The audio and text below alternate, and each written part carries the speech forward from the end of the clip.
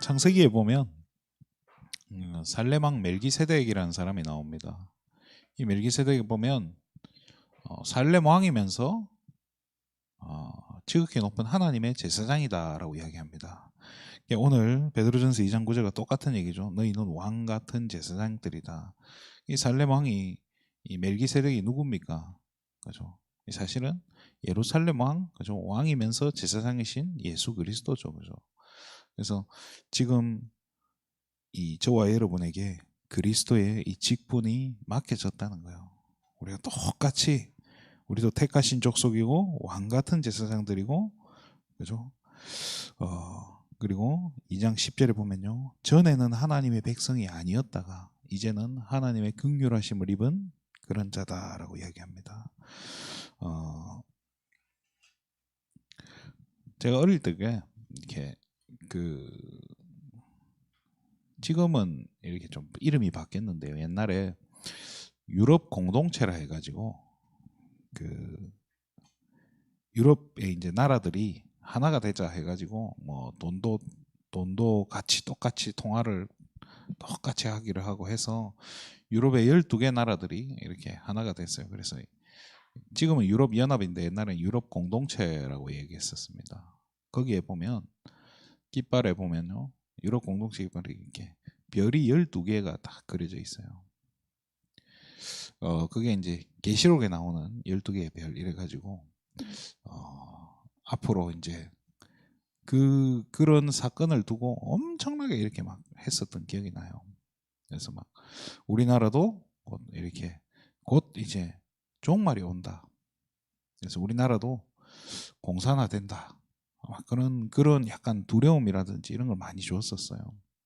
거기다가 92년 10월 28일 날 예수님이 온다고 이렇게 남이선교회가 있었어요. 거기서도 막 그런 부분을 되게 강조를 많이 했던 것 같아요. 그래서 우리나라가 92년 10월 28일 날 예수님이 오고 나면 우리나라는 북한이 쳐내려와가지고 막 전쟁이 난다라고 해서 또 2014년 13년입니까 14년 12월 13일인가 14일인가 홍해선이라는 사람이 우리나라 북한이 공산당이 내려와 전쟁이 터진다라고 해가지고 한번 난리가 났었죠, 그죠? 그때 저희 부모님도 막 저한테 전화 와가지고 혹시라도 전쟁 나면 어떡하냐고, 피난을 가 있어야 되는 거 아니냐, 미리 남쪽으로 가 있어야 되는 거 아니냐 이런 얘기를 하더라고요. 근데 아무 일도 일어나지 않았죠, 그죠?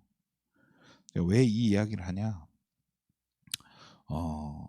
지금 제가 봤을 때 사단은 어떻게 보면 우리에게 80년대만 해도 뭐 옛날만 해도 공산주의에 대한 어떤 두려움을 우리에게 주고 했지만요, 지금 우리가 진짜 걱정해야 될 거는 오히려 그것보다요, 우리 자녀들이 하나님 없이 살아가고 있는 이 시대가 됐다는 거예요.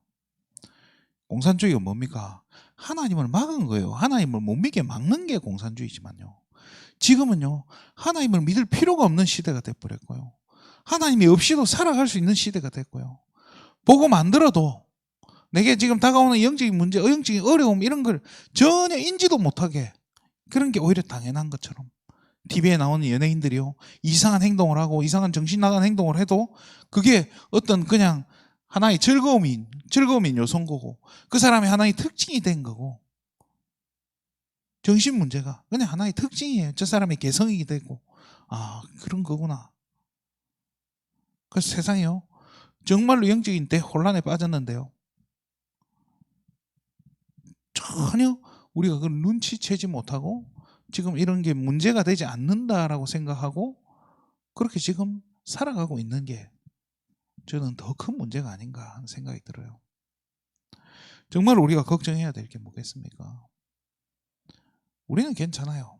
근데 문제는 우리의 자녀들, 우리 후대들이 하나님이 없이, 하나님 모르고 살아가지는 이 세상에 지금 살고 있다는 거예요. 하나님을 알고 싶어도 알려주는 곳이 없는 세상이 됐고요, 내가 복음을 알고 싶은데, 내가 그리스도를 통해서 하나님께 가고 싶은데, 내가 그리스도를 만나고 싶은데 이게 알려주는 것도 없고 정확하게 설명해 주는 것도 없고 그런 시대가 돼버린 것 같아요. 지식도 세상 지식은 막 넘치도록 차고 넘치도록 발전하고 있는데 이 세상은 어떻습니까? 하나님 아는 지식만 없다고 하잖아요. 복음을 들을 수 있는 곳이 없는 거예요. 그렇잖아요.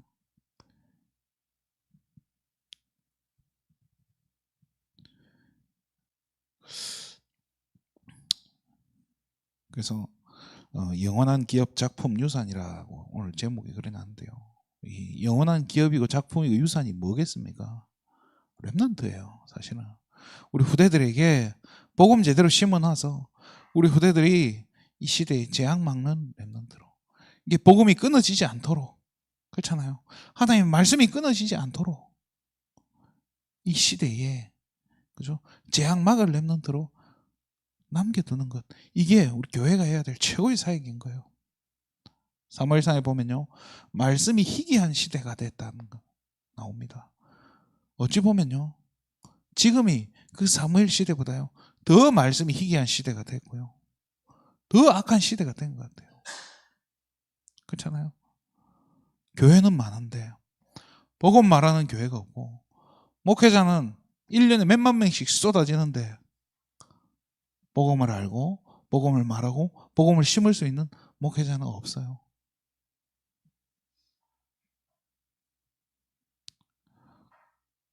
왜 그런 걸 한번 생각해 봤어요. 목회자도 돈 있어야 살거든요. 목회자도 하나님만 바라보고 살고 싶은데 목회자도 이 땅에서 처자식 먹여 살리고 이 땅에 살아가려 하니까 돈도 필요하고 집도 필요하고 남들처럼 살아야 될 거 아닙니까? 그렇잖아요. 그러다 보니까 목회자도 어느 순간 물질의 노예가 되고요. 세상의 노예로 묶여서 그렇게 끌려가는 거예요.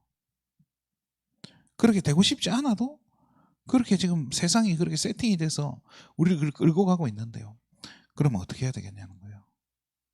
그러니까 진짜 우리 후대들이 어릴 때 복음을 알게, 이 복음의 가치를 알게, 복음의 능력을 알게, 복음을 맛볼 수 있도록 도와줘야 된다는 거예요.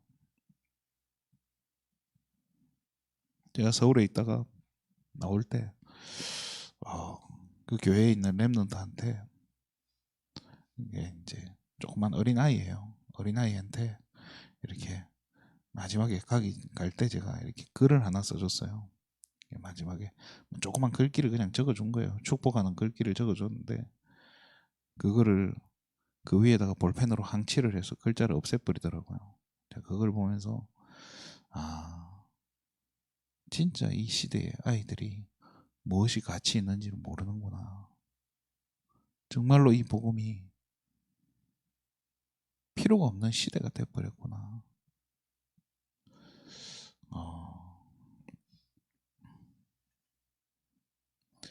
그래서 옛날에는 우리가 RUTC를 만들어서 랩런트를 한 곳에 모아놓고 이렇게 쫙 해야 될 것 같이 그렇게 했었는데요. 제가 봐도 지금은 그렇게 할 수 없는 시대가 돼버렸어요. 너무 늦어버린 거 아닌가 이런 생각도 들고요. 한 사람한테 한 명한테라도 제대로 심어야 되는 시대가 된 거 아닌가 싶어요. 그러니까 그만큼 지금 시대가 악한 시대가 된 것 같아요. 그래서 근데 한 명 제대로 세워 놓으면은 그렇잖아요. 성경에는 그 한 사람 때문에 하나님이 재앙을 막았어요. 그렇잖아요. 다니엘 같은 렘넌트, 모세 같은 렘넌트, 에스더 같은 렘넌트 한 사람 딱 세워 놓으니까요. 하나님은요 이 한 사람 때문에 재앙을 막았어요. 그럼 우리 교회가 뭐 해야 되겠습니까? 우리 자녀들에게 복음 제대로 심는 거. 우리 후대들에게 진짜 이 하나님 어릴 적부터 하나님을 알고 신명기 6장 4절 9절에 제일 처음에 뭐라고 듣겠습니까? 하나님을 사랑하는 걸 가르치라고 되어 있어요. 하나님을 알고 복음을 알고 어린 시절부터 이 하나님을 사랑하고 사무엘처럼 하나님의 음성을 듣고 정말로 하나님과 교제하고 기도할 줄 알고 말씀을 아는 이 렘넌트들.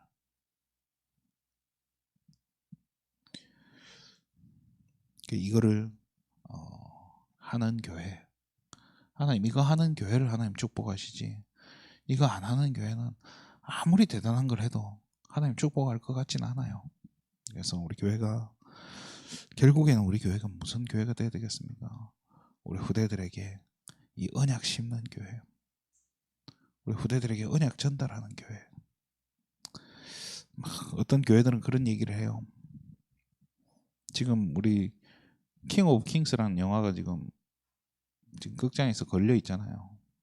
근데 그걸 보고 온 목회자들이 하는 말이 사단 얘기가 없다, 복음이 약하다, 그러면 안 볼 겁니까?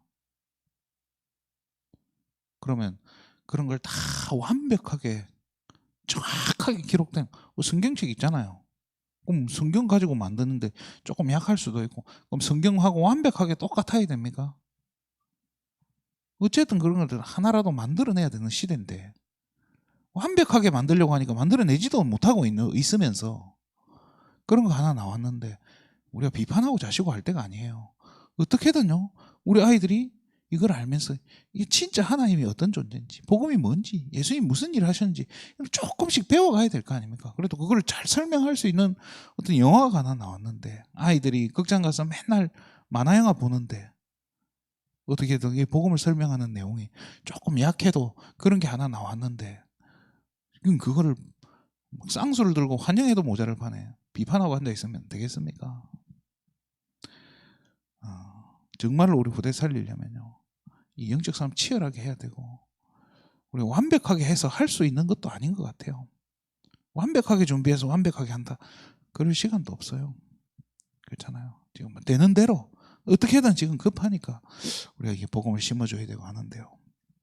그래서 하나님, 우리 교회가 지금 조금 세상이 보기에는 우리가 부족하고 모자래 보이고 잘난 게 없고 내세울 것 없어 보여도 적어도 우리 후대들에게만큼은 언약을 심고 복음을 심는 이 일에 쓰임받아야 되지 않겠습니까? 그렇잖아요. 안 되면 할 수 없지만은 어쨌든 우리가 여기에 방향 맞추고 이 사역하는 게 우리 남은 생에 가장 가치 있는 일이 아닌가 싶습니다. 그래서 오늘도 우리의 발걸음을, 우리의 마음과 생각이, 우리의 눈이 어디가 있어야 되겠냐? 후대들에게 언약 전달하는 그 일에 우리의 마지막 사명이 하나님 거기 있는 줄 알고 여기에 우리의 방향 맞추는 인생, 그래서 작품을 남기는 인생, 그게 후대 세우는 인생이 아닙니까? 그죠? 작품 남기는 게 뭡니까? 후대들 한 명이 하나님을 아는 렘넌트로, 진짜 하나님 사랑하는, 복음을 알고 있는, 복음을 전할 수 있는, 기도 하나님과 교제할 수 있는 그런 렘넌트 세우는 게 저와 여러분의 인생 최대 작품이라는 사실. 그래서 오늘도 작품 남기는 인생 되게 해달라고 기도하면서 승리하는 하루 되시기를 주님의 이름으로 축원드립니다. 하나님, 참으로 감사를 드립니다. 오늘 이 아침에도 우리가 우리 후대들을 위해서 또 우리 교회 미래를 위해 하나님 기도하게 하심에 너무나 감사를 드립니다. 정말로 우리 인생이 길면 80인데 하나님, 정말로 하나님 가치 있는 소중한 작품 남기는 인생으로, 후대 살리는 인생으로, 하나님 앞보시기에 정말로 가치 있는 인생으로 쓰임받을 수 있도록 하나님, 우리 모든 세계비전 성도님들을 축복하여 주시옵소서. 후대 살리는 인생으로 정말로 하나님 세계복음화하는, 재앙 막는, 시대 살릴 렘넌트를 세우는 인생으로 우리 세계비전 성도님들을 축복하여 주시옵소서. 모든 영광을 하나님께 돌립니다. 그리스도 되신 예수님의 이름으로 기도드립니다.